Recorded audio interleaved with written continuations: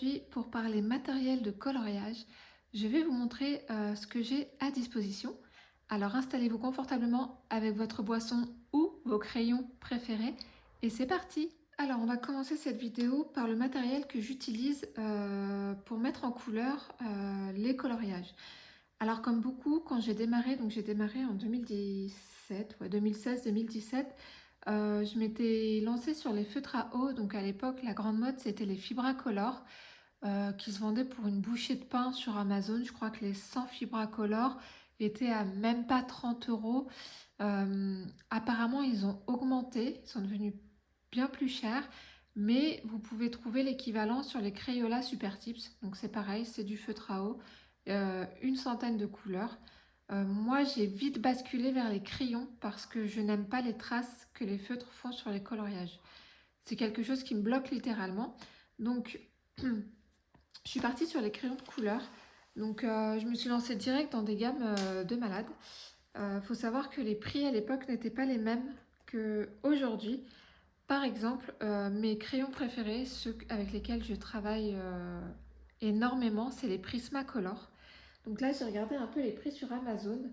Donc sur Amazon.fr, aujourd'hui, en 2025, la boîte de 150 Prismacolor est affichée à 225,99 €. Oui, 225 €. Même 226 si on arrondit au centime près.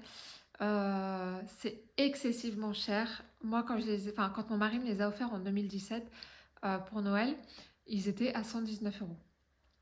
Voilà, donc ils ont quasiment doublé là depuis 2017. Là, si c'était à faire aujourd'hui, si j'avais pas la gamme et que je voulais l'acquérir à 225 €, je la prends pas. Clairement, je prends pas des crayons à ce prix-là. Mais en tout cas, pour l'époque, 119 € pour 150 crayons, ça valait quand même le coup. Néanmoins, sur Amazon.com, je suis en train de regarder mes notes en ce moment, en même temps. Sur Amazon.com, donc Amazon US, la boîte de 150 Prismacolor est à 130, bon, on va arrondir à 140 $. 140 $, j'ai converti en euros, ça fait 119,89 €. Vous aurez sûrement des frais de port et des frais de taxes douanières. Mais honnêtement, je ne pense pas que vous en aurez pour 100 € de frais de port et de frais de taxes. Donc je vous invite à simuler un panier. Moi, j'ai pas osé aller jusqu'à calcul de frais de port et tout parce que je me suis dit, douée comme je suis, je vais cliquer sur commander et je veux pas, je veux pas commander. Mais vous faites une simulation et vous verrez, mais je pense que vous en aurez pour bien moins que 225 € sur Amazon.fr. Donc voilà mes crayons. Donc on voit que certains sont, je vous commence par la fin, voilà. Donc certains sont bien utilisés, hein. Donc les 150, il y a une belle gamme. Voilà, il y a un beau panel. C'est des crayons à base de cire, si je ne dis pas de bêtises, et ils sont très très gras. Ça veut dire que la mine est très tendre. Faut pas appuyer comme des bourrins sur la mine parce que vous allez les user à vitesse grand V. Et en fait là, ce que vous voyez, c'est mon stock. C'est mon stock de crayons. Alors, faut savoir que les Prismacolor, moi, à l'époque, je l'ai commandé sur un site anglais qui s'appelait Rainbow Fine Art Pencils.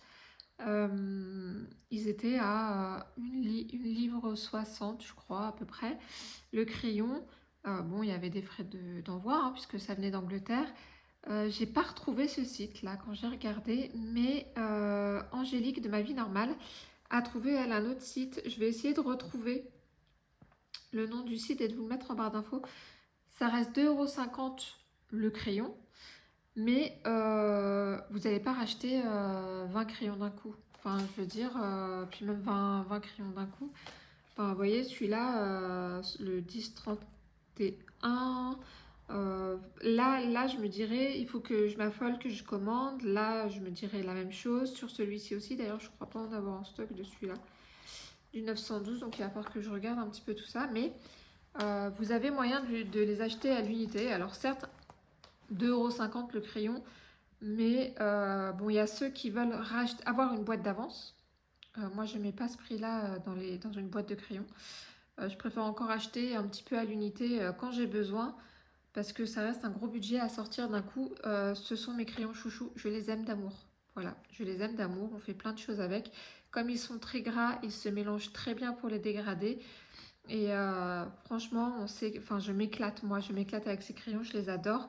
Quand mon mari m'a offert la boîte, parce que la boîte, quand elle arrive, elle est quand même, elle est quand même bien balèze. Donc, bah, je suis partie sur ces trousses-là de 170 rangements, je crois.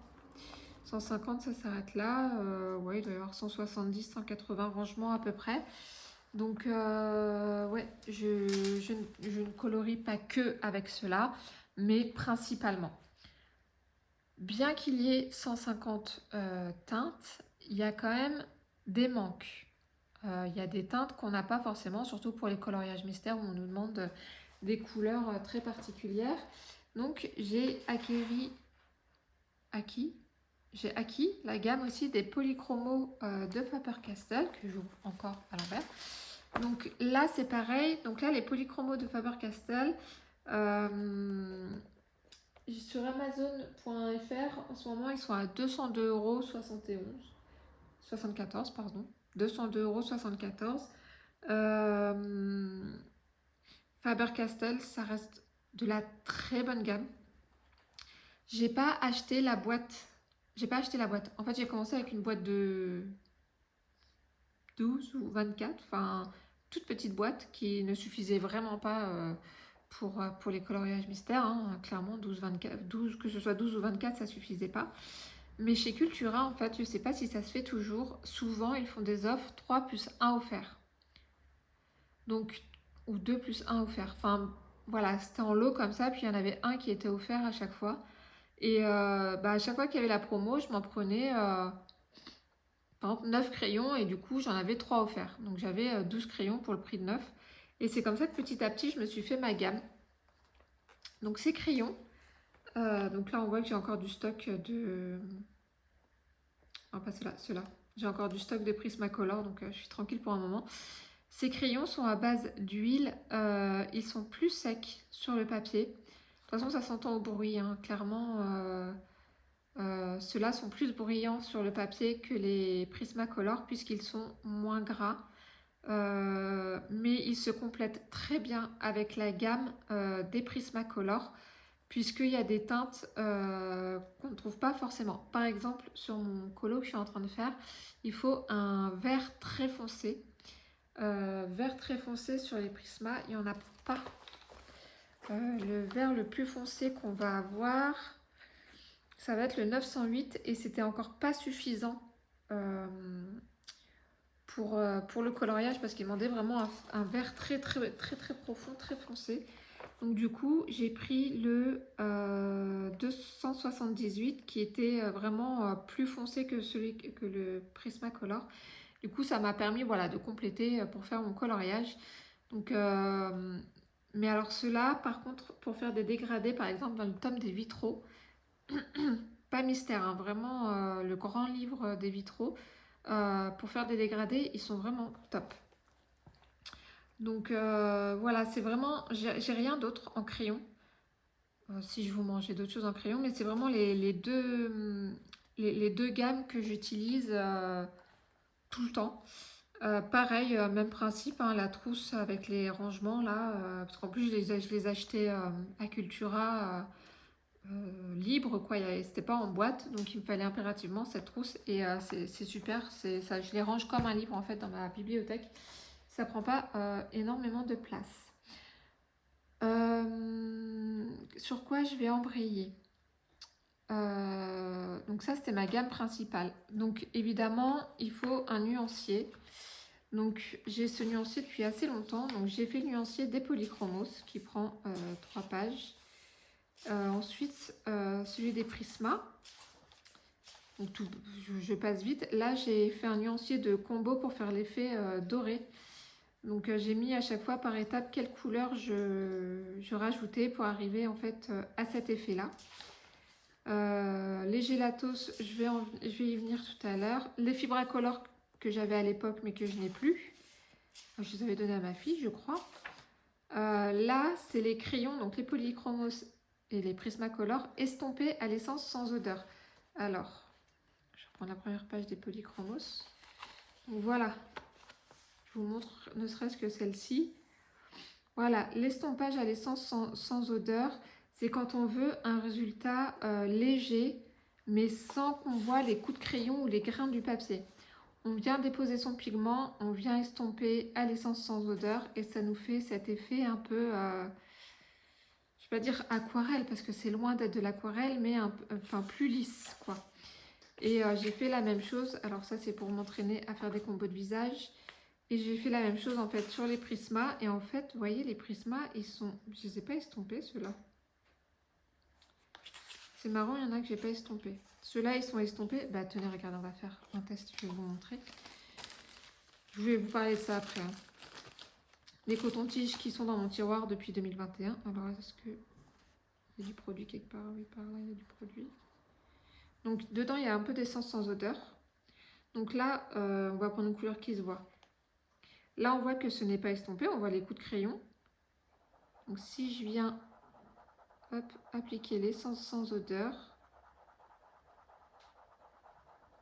On voit plus de coups de crayon et ça fait ressortir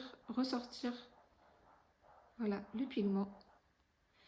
On va faire celui du dessus en faisant attention à ne pas mélanger les couleurs entre elles. Voilà, pour que vous voyez vraiment la différence avant-après. Donc l'estompage sur les Prismacolor pour les fonds. Si vous faites du coloriage mystère, surtout les premiers tomes où il y a des grands aplats de couleurs, si vous ne voulez pas user vos crayons, surtout les crayons à base de cire qui ont la mine très tendre, n'allez pas appuyer, saturer votre papier avec votre crayon parce que en un coloriage il va rétrécir de moitié. Vous venez juste déposer le pigment et vous venez estomper comme ça et c'est largement suffisant, vraiment. Je sais pas pourquoi j'ai pas fini, ça allait me saouler à un moment donné. Donc les gélatos, je vais vous en parler après. Et là, j'ai fait des combos en fait pour faire des personnages du Roi Lion. Donc le combo pour faire Simba, Nala, Mufasa. Sarabi, je ne l'ai pas trouvé. Scar et Rafiki. Timon, Pumba. Zazu, j'ai pas trouvé non plus. Voilà. J'ai fait ça parce que j'avais le livre de coloriage des scènes tirées du film, enfin du dessin animé. En fait, Le Roi Lion étant mon film doudou, mon film préféré, j'avais peur d'y aller et de me louper. Je ne voulais pas louper les coloriages. Alors je vous rassure, même avec ces combos, je n'y suis quand même pas allée. J'ai fini par donner ou revendre le livre de coloriage parce que j'avais vraiment peur de colorier dedans, c'est dommage. Mais c'est des combos qui peuvent servir pour des coloriages libres ou même mystères, hein, je veux dire, voilà. Ensuite, j'ai 2 boîtes de Black Widow. Donc, c'est pour les skin tones. Donc, on a les couleurs de peau claire, peau foncée. Alors, j'ai des interrogations quand même. Donc, j'ai fait très saturé, moyennement saturé et juste pigment déposé. Je m'interroge quand même sur le jaune fluo et le orange. Bon, peut-être que ça vient s'ajouter à d'autres couleurs pour obtenir vraiment des couleurs peau correctes. Et c'est d'ailleurs quand j'ai vu ça, je me suis dit je vais essayer d'y aller petit à petit, mais bon, peut-être pour faire des ombrages mélangés à d'autres, il faut voir ce que ça donne. Et pareil, Black Widow Dark Tones, donc les les teintes foncées. Pareil, ça c'est assez étrange comme couleur. Je les ai très très peu utilisées parce que je trouve les couleurs vraiment bizarres, mais vous voyez, je me suis imprimé ce genre de petites choses pour faire des combos visage. Donc en fait, je vais tirer un trait au milieu et puis je ferai à sec et estomper pour voir un peu ce que ça donne. Puis je vais noter les crayons que je vais utiliser, la gamme, tout ça. Donc c'est un petit peu de travail, mais voilà. Je vais vous montrer, j'ai quelques Posca aussi. Où est-ce que j'avais trouvé ces Posca? Je crois que c'était une pochette sur Vinted que j'avais trouvé. J'avais les Stabilo Point Max, mais je les ai pas utilisés. Je trouve que voilà, ça traverse le papier. Quand j'ai vu ça sur le nuancier, j'ai jamais voulu les mettre sur un coloriage mystère. J'ai également, donc là c'est de l'aquarelle, les Derwent Intense Block. J'ai toujours eu peur de les utiliser parce que je ne sais pas faire d'aquarelle. Donc en fait, ce que je vais faire, c'est que je vais utiliser mon tome Pixar que je n'aime pas du tout, pour faire des essais et m'entraîner un petit peu. Après, j'ai les feutres de ma fille, mais elle n'a pas fini le nuancier, donc puis j'utilise pas, c'est des feutres à eau, c'était surtout pour elle. Donc voilà, ce nuancier, je l'avais trouvé sur Amazon à l'époque, mais si vous avez un ordinateur et une imprimante, franchement, faites-le, faites votre propre nuancier. C'est quoi ça? Je suis tombée sur un truc. Qu'est-ce que c'est? Ah bah oui, c'est ça, c'est ces feutres à elle. Oui, si vous avez un ordinateur et une imprimante, honnêtement, il faut un bon papier quand même, mais n'achetez pas forcément quelque chose de tout fait. Vous pouvez tout à fait le faire vous-même. Puis en plus, il existe des porte-vue en format A5. Si jamais vous voulez le mettre en porte-vue, c'est tout à fait possible. Donc le nuancier, c'est quand même assez indispensable quand on a beaucoup de crayons et qu'on veut trouver la bonne couleur. Mes fonds. Je les fais beaucoup avec les gélatos. Donc ça, j'avais trouvé sur le Bon Coin parce qu'à l'époque, Vinted n'existait pas, ou en tout cas n'avait pas c'était pas autant connu qu'aujourd'hui. Donc on voit que c'est aquarellable. Donc moi, j'estompe à l'essence sans odeur. Alors je vais vous montrer. Donc toujours Faber-Castell, j'adore cette marque. Je sais pas combien je les avais achetés d'occasion, honnêtement, je ne saurais pas vous dire. Donc c'est des petits bâtonnets, je vais vous prendre une couleur que j'aime bien. On ouvre comme ça fait bâtonnet de rouge à lèvres. Voilà, voyez, hop. On vient appliquer sur le papier, grossièrement. Et ensuite, alors soit avec de l'eau pour aquareller, soit avec de l'essence sans odeur, eh bien on vient diluer et étaler le pigment. Et alors pour les fonds, franchement c'est génial parce que du coup ça économise les crayons. Ça prend vraiment pas longtemps à faire. C'est pas à appliquer sur un travail minutieux par contre. Parce que vous avez vu, c'est quand même assez gros le bout, ça fait vraiment baume à lèvres quoi. Donc j'ai cette gamme de couleurs, couleurs basiques. Et j'ai métallique, voilà, c'est écrit dessus, c'est comme les porte-clés. Hop. Donc métallique, on va prendre ce joli bleu. Donc c'est le même principe, on vient appliquer sur le papier. Voilà.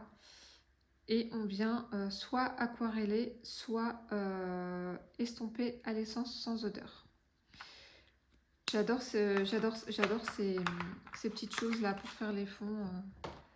Je pense qu'il y a moyen d'en faire aussi des belles choses. Autre que des fonds basiques, mais moi c'est comme ça que je les utilise. C'est de la cire, enfin je vais regarder. Les gélatos à texture onctueuse glissent avec facilité sur des surfaces telles que le papier, le lin, le bois ou le tissu. Les craies riches en couleurs sont aquarellables et utilisables pour de multiples techniques, pour la peinture, le tamponnage ou en tant que spray. Votre créativité ne connaîtra pas de limite. Voilà, et c'est écrit la même chose sur celui-ci. Donc, je sais pas, peut-être en fouinant sur Vinted ou Le Bon Coin, j'avoue que j'ai pas regardé si on trouvait ça sur Amazon, ni combien ça coûtait neuf. Mais si vous voulez une alternative au crayon de couleur ou au feutre pour vos fonds, pour les économiser, ça c'est quand même plutôt pas mal. Ensuite, mes crayons, donc les Black Widow. Donc, ton foncé et ton clair. Je les ai pas mis en trou, je les ai laissés. J'en ai quand même utilisé. Mais ils sont très très gras, ils se travaillent très bizarrement. J'adore voir le corps du crayon noir, ça change. Voilà. Même celui-là, j'ai pas mal utilisé. Je crois pas qu'il y ait les mêmes dans les deux boîtes. Je crois que c'est vraiment, ça se complète. Mais voilà. Donc on voit que je les ai quasiment pas utilisés. Hein. Pareil, il va falloir que j'apprenne à que je les apprivoise. Voilà, surtout pour les peaux, par exemple les peaux type Vaiana ou Pocahontas, je galère à chaque fois à trouver les bonnes couleurs. Parce que c'est ni de la peau foncée, ni de la peau claire. C'est vraiment un entre-deux et c'est une difficulté pour moi de trouver les bonnes teintes pour ce type de peau. Ensuite, j'ai testé les Derwent Intense Aquarellables. Donc, c'est pas les blocs, c'est vraiment en crayon. Alors, j'avoue que je les ai adorés. Hein. En fait, l'année, donc les blocs, c'est mon mari qui me les a offerts à Noël. Enfin, un Noël. Je lui ai laissé le choix entre les blocs et les crayons. Alors, c'est vrai que les crayons étaient plus chers que les blocs, mais voilà, j'avais la certitude de savoir les utiliser. Donc je lui ai dit, bah, soit tu me prends les crayons, soit tu me prends les blocs. Bon, il m'a pris les blocs, mais les crayons, c'est bien plus facile à utiliser. On pose le pigment, on y va avec le pinceau ou l'essence sans odeur. Et plutôt le pinceau, puisque c'est du crayon aquarellable, donc faut l'aquareller. Hein. Mais voilà, j'ai cette petite gamme de couleurs aquarellables et j'avoue que j'aime bien les utiliser. Alors je les ai pas tous utilisés encore parce que il y a des couleurs un peu caca que j'aime pas trop, genre ce vert là je l'aime pas trop.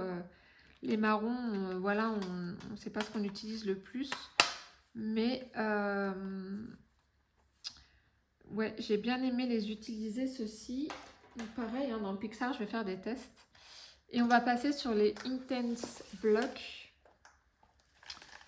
Donc c'est une belle boîte. Et c'est parce que c'est beau que j'ai peur de l'utiliser. Donc en gros, si j'ai bien compris le principe, on vient avec notre pinceau. Alors je dois avoir quelque chose, un réservoir d'eau là-dedans. Non, j'ai même pas de pinceau. Ça c'est ma trousse à bazar. On a tous une trousse à bazar quand on fait nos crafts. Je vous montrerai un petit peu tout à l'heure ce qu'il y a dedans. Voilà. Bon, il n'y a pas d'eau dedans, mais je vais vous montrer. En gros, on vient mouiller notre pinceau. Donc ça c'est un pinceau à réservoir d'eau, il est vieux.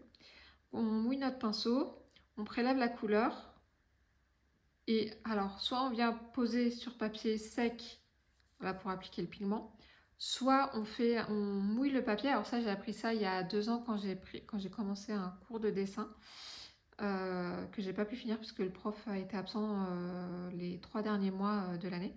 Mais en gros si on mouille le papier avant et qu'on vient appliquer la couleur va se diffuser. Que si on vient prélever, donc le papier est sec, on vient prélever la couleur avec notre pinceau, plus ou moins humide selon l'effet qu'on veut, et qu'on vient l'appliquer sur le papier sec, le pigment ne va pas se diffuser. Donc pour faire une zone délimitée, c'est mieux sur papier sec. Si on veut vraiment un effet aquarelle, un effet, oui c'est ça, aquarelle quoi, des couleurs fondues.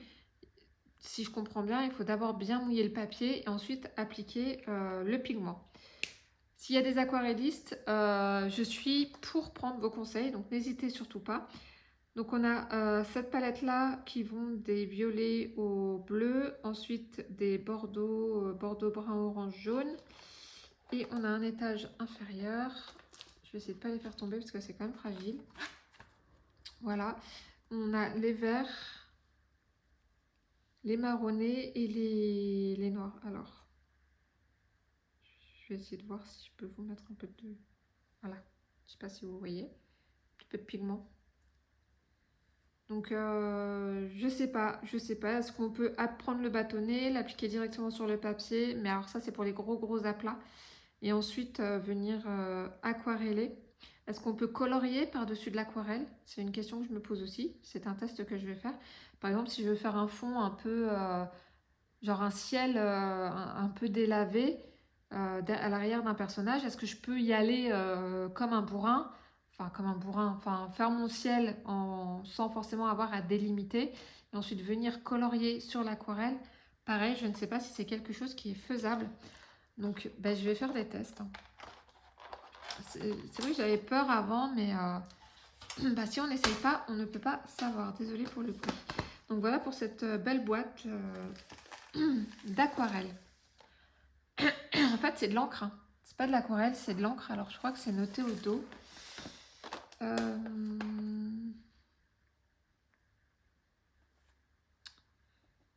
Non, c'est pas noté que c'est de l'encre. Pardon, j'ai ma voix qui part en cacahuète. Mais en fait, c'est des bâtonnets d'encre aquarellables. C'est pas de l'aquarelle à proprement parler. Donc, on a vu tout ça pour le matériel à proprement dit. Maintenant, je vais vous montrer mon petit matériel. Donc, le nécessaire. En tout cas, moi, ce que je juge nécessaire. On est tous différents. On n'a pas tous le même budget. On ne fait pas tous la même chose.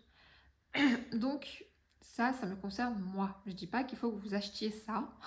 C'est ce que moi, j'utilise. Les crayons de couleur en règle générale s'usent vite. Donc, pour les tailler, moi, je conseille d'utiliser un DAL 133. On va pas forcément voir, mais c'est marqué là, la marque. Donc, c'est pas un taille crayon, c'est un aiguiseur à crayon. Alors, je vais ouvrir la bête pour que vous voyez un petit peu le mécanisme. Donc, attendez, je vais me lever pour vous montrer un petit peu mieux. Alors, vous voyez, en fait, on met le crayon ici. Et donc, on vient tourner la molette. Voilà. Alors ça tourne pas normalement. Mais vous voyez, c'est ces petites lames-là qui viennent aiguiser le crayon. Hop, je vais la remettre. Et alors, voilà les copeaux que ça vous fait. Ça vous fait pas des pelures, ça vous fait vraiment des copeaux. Et je suis en train de salir ma table. Donc, c'est vraiment... Moi, je vous conseille vraiment cet aiguiseur à crayon. Alors, j'ai regardé un peu sur Amazon avant de tourner la vidéo. Bon, c'est pas grave, je passerai un petit coup de balai après. Donc là, sur Amazon, celui-ci, il est à 15 €. Je l'ai commandé en 2020. Alors, ok, j'ai fait une grosse pause. Ah non, non, j'en avais un que j'avais commandé en 2017. Sauf qu'en 2020, il a chuté. Il a fait une chute fatale, le pauvre, il s'est explosé par terre. Donc j'en ai recommandé un, mais honnêtement, je sais que Bruno Art Gallery, le sien, il l'a depuis 5 ans, je crois, et il aiguise toujours aussi bien. Increvable. Donc voilà, donc j'ai l'aiguiseur à crayon. J'ai de l'essence sans odeur. Alors certains utilisent du White Spirit désaromatisé. J'ai pas envie d'utiliser ce produit, j'ai pas envie d'avoir ce type de produit chez moi, parce que elle a 9 ans, ma fille, elle sait qu'il faut pas toucher, mais n'empêche. Cette bouteille, je l'ai depuis 2017. Là, j'ai seulement réamorcé ma petite éponge. Je me suis arrêtée en 2021, donc en 3 ans. Donc c'est cher. Ça se trouve au rayon art, beaux-arts, par exemple, à Cultura. Mais moi, la bouteille, elle me fait 3 ans. Donc j'utilise une petite éponge d'écolier qui a bien vécu. On voit le trou là. Donc, mais en fait, je viens... là, je vais pas l'ouvrir parce que j'en ai rechargé il n'y a pas longtemps. Donc je viens appliquer mon éponge. Je retourne rapidement. Hop. Et vous voyez, j'en ai mis la semaine dernière. Je ne sais pas si on va voir qu'ici, c'est encore bien imbibé. Donc en fait, je vais pas le recharger tout de suite, mon truc. Vous voyez, j'ai pu estomper sans problème. Je l'ai chargé la semaine dernière. Bon, je pense que je vais pas le recharger avant le mois prochain. Donc ça et ça avec les cotons-tiges. Vous voyez, coton-tige basique. Je fais pas de la marque, enfin je fais pas de pub, pardon. Coton-tige basique, vous prenez, vous allez à Action s'ils font des cotons-tiges. Le truc à 3 francs 6 sous, ça ira très très bien. J'ai une trousse à stock et à Posca. Alors, mes contours et mes effets de scintillement, je les fais au Posca noir et au Posca blanc. Donc je me suis fait, voilà, un petit stock. Donc Posca noir pointe fine, donc c'est du 1 MR. Donc les contours, je ne les fais que au Posca 1 MR. Si j'ai des plus gros aplats, je vais prendre du 3M.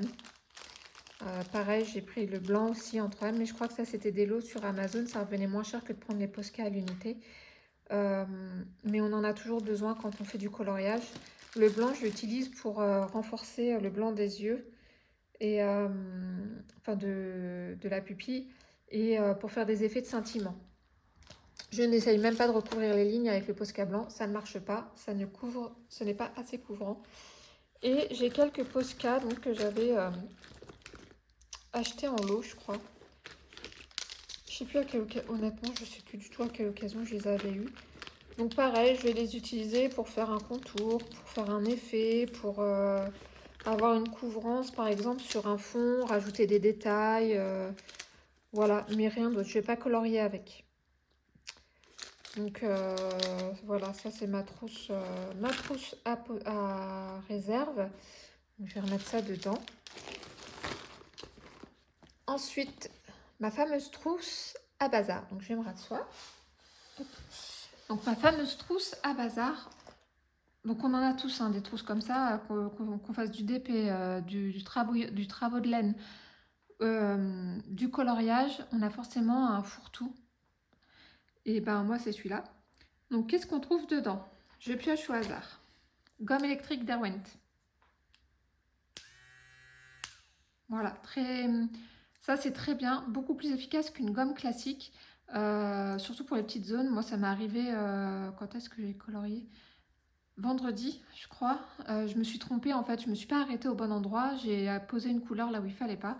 J'ai pris ma petite gomme, alors ça ne rend pas le papier blanc, hein, puisque le pigment est posé, il est posé, mais on le retrouve quasiment blanc et on peut recouvrir très facilement de la bonne couleur du coup. Sachant que moi je conseille toujours de commencer de faire les coloriages de la couleur la plus claire à la plus foncée, plutôt que l'inverse. Parce que si vous posez votre couleur foncée, que vous vous trompez, vous aurez beau gommer, ça va entacher la couleur claire que vous allez poser ensuite. Donc vraiment le conseil, c'est de la couleur la plus claire à la couleur la plus foncée. Et pour moi, c'est presque un indispensable. Euh, Pareil, je l'ai depuis 2017. Donc c'est à pile, hein. Il y a 2 piles LR3. J'ai un petit stock de réserve, c'était vendu avec. Vous voyez que j'ai dû en prendre un dedans. Et je m'étais commandé ça en me disant ça va partir super vite, mais en fait j'y ai pas touché. J'y ai pas touché quasiment. Enfin si, je vois qu'il est ouvert, mais voilà. Donc j'ai tout ça de gomme. Et pourtant après on ne gomme pas non plus, on se trompe pas des masses. Donc franchement c'est un investissement très intéressant. La gomme électrique est très utile. On trouve les Posca que je suis amenée à utiliser pendant mes colos. Hop, donc voilà, différentes tailles de mine, noir et blanc. J'ai comment ça s'appelle, des uniballs, des signaux, voilà, des signaux blancs aussi. Je voulais voir si c'était mieux que le Posca, mais finalement c'est kiff kiff. Et puis la pointe bille comme ça, en fait, vous allez passer une première fois, ça va déposer le pigment. Si vous venez repasser, parce que vous trouvez qu'il n'y en a pas assez, vous voulez repasser ou c'est pas assez précis ou quoi, si vous repassez, bah, ça va enlever tout le pigment que vous avez posé avant. Donc franchement, c'est pas terrible. Je m'étais acheté des petites gommes crayons comme ça pour les zones vraiment très fines. Bof. Franchement, vous voyez, je les ai quasiment pas utilisées. C'est très bof. Vraiment, on peut s'en passer largement. J'ai un petit V5 pilote. Je vais l'utiliser, je pense, surtout dans le Pixar pour délimiter les contours des personnages, parce qu'il n'y a pas de contour noir hein, dans les Pixar. Donc vraiment, pour délimiter les contours des personnages, je l'utiliserai. J'ai des rallonges à crayon, parce que bah, vous avez vu que les Prisma, ça diminue. Donc voilà, j'ai des rallonges à crayon, donc on vient dévisser, mettre le crayon dedans, enfin le bout de crayon qui vous reste, vous revissez, et du coup, bah, vous avez une prise en main. Donc vous avez votre crayon qui arrive là à peu près, que vous ne pourriez pas tenir dans la main, bah là vous avez une bien meilleure prise en main. Donc j'ai quelques rallonges à crayon. Ils ne sont pas de très bonne qualité. Essayez de mettre un petit peu plus le prix, parce que moi je les avais pris, je crois, sur AliExpress, et il y en a qui ne visent pas très bien, ils ne sont pas terribles. J'ai un Posca doré. Voilà, un Posca 1MR. J'ai des crayons de papier. Des crayons de bois, comme diraient certains. Tiens, j'ai encore une autre rallonge à crayon là. Hop. Pardon, désolée pour le bruit. Donc crayon à papier, donc c'est du 2B et j'ai du HB aussi. Je les utilise quasiment pas. Ça c'est quand je faisais du dessin il y a 2 ans. J'ai un blender, donc en fait ça joue un peu le rôle d'essence sans odeur, J'aime pas trop utiliser parce que déjà le bruit, je trouve que c'est pas très agréable et ça retire pas tant que ça le grain du papier. Je l'utilise quand j'ai la flemme de sortir l'essence sans odeur, mais sinon je préfère l'essence sans odeur. Et pour finir, après c'est du petit matériel, c'est un pinceau. Alors oui, c'est un pinceau de maquillage que j'avais acheté chez Sephora. Je me maquille pas avec. Je me maquille pas du tout d'ailleurs. C'est quand vous coloriez au Prismacolor ou même au crayon de couleur en règle générale, vous avez des petits dépôts. Votre mine laisse des petits dépôts en fait. Elle s'effrite, c'est normal. Sauf que si vous faites comme ça sur votre dessin, et ben le petit dépôt, enfin les petits morceaux de mine qui se sont effrités, elles vont venir s'étaler sur les zones blanches où il doit pas y avoir de couleur ou sur les autres zones déjà coloriées en plus clair. Donc faire ça, c'est pas le bon plan. Alors vous pouvez souffler pour chasser le truc, ça marche ou pas. Donc moi j'ai trouvé l'astuce du pinceau, c'est-à-dire que je vais colorier ma zone, puis au fur et à mesure, je vais hop, chasser mes petits dépôts comme ça, et ça laisse aucune trace. Si vous avez un pinceau que vous n'utilisez pas, un pinceau comme ça à maquillage, à fard, à blush, que vous n'utilisez pas, voilà, vous pouvez l'utiliser pour ça. Je m'en sépare pas non plus de ce pinceau, il est pour moi indispensable. On a fait le tour. Alors, je vous vois venir. Est-ce que, enfin pour les coloristes, est-ce que tu peux faire une démonstration de ton matériel, tout ça? Oui, je vais faire une vidéo démo, mais ça viendra plus tard. Voilà. Parce que là, la vidéo est déjà quand même, somme toute, assez longue. Et puis ça va peut-être pas intéresser forcément tout le monde. On a tous notre façon d'utiliser notre matériel. Mais oui, je vais faire une vidéo démo pour les Derwent Intense Block, pour les Gelatos, euh, pour l'estompage aussi. Je peux prendre, voilà, je vais prendre un espèce de, un peu sur le même principe que les visages, mais plutôt sur une forme aléatoire, et vous montrer comment ça rend avant et après estompage, ce que je vous ai montré sur le nuancier, mais c'était une toute petite case. Donc oui, je vais vous faire une vidéo démo qui viendra plus tard. Euh, donc voilà mon petit matériel de coloriage. Il y a des choses beaucoup plus actuelles. Il y a beaucoup d'effets de mode dans le coloriage. C'est-à-dire que l'année dernière, il y a un an et demi, c'était beaucoup la mode des feutres à alcool OU. D'ailleurs, leurs prix ont bondi, du coup, forcément quand il y a de la demande. Là, cette année, c'est la grande mode des feutres acryliques. En feutre acrylique, moi j'irai pas là-dessus parce que j'aime travailler les crayons, j'aime faire des effets, j'aime faire des dégradés, j'aime faire des superpositions de couches. Pour moi, le feutre acrylique, ça a un rendu très beau, très propre, très net, mais trop plat. On peut pas faire d'ombrage avec de l'acrylique, enfin à mon sens, peut-être qu'on peut, mais en tout cas, je vois pas comment on pourrait faire de l'ombrage avec de l'acrylique, comment on pourrait estomper, comment on pourrait faire un effet galaxie. Encore une fois, peut-être qu'on peut, mais c'est pas un matériel qui m'intéresse particulièrement. Au niveau des crayons, je sais que les Brutfuner 520 sont très répandus et très appréciés. Je ne saurais pas vous dire si c'est des mines à l'huile ou à la cire. Mais en tout cas, voilà, je sais qu'ils sont très connus dans le monde du coloriage. 520 couleurs, c'est pas rien. Je sais que c'est une boîte énorme. 520 quoi, 520 crayons. C'est une boîte énorme. Je n'imagine même pas le nombre de trousses qu'il faudrait pour mettre les crayons à l'intérieur. Si aujourd'hui j'avais pas les crayons que j'ai, peut-être que je la prendrais. Mais ma gamme me suffit largement. Si vous avez pas, si vous êtes pauvre en crayons, je pense que vous pouvez partir sur les Brutfuner 520. Euh, sur YouTube, vous avez plein de vidéos de coloristes qui font des unboxings et des tests. Donc je vous invite à aller les voir. Voilà. Donc on a fait le tour de mon matériel. Euh, J'espère que cette vidéo vous a plu. Que voilà, si vous avez des conseils ou des astuces, je suis preneuse. Si vous avez des questions aussi, n'hésitez pas à me les mettre en commentaire et j'y répondrai avec grand plaisir. Si elle vous a plu, en tout cas, n'hésitez pas à mettre un petit pouce en l'air, un petit commentaire et à vous abonner si ce n'est pas déjà fait. Moi, je vous souhaite de passer une bonne journée ou une bonne soirée selon le moment auquel vous regardez cette vidéo et je vous dis à très bientôt. Bye!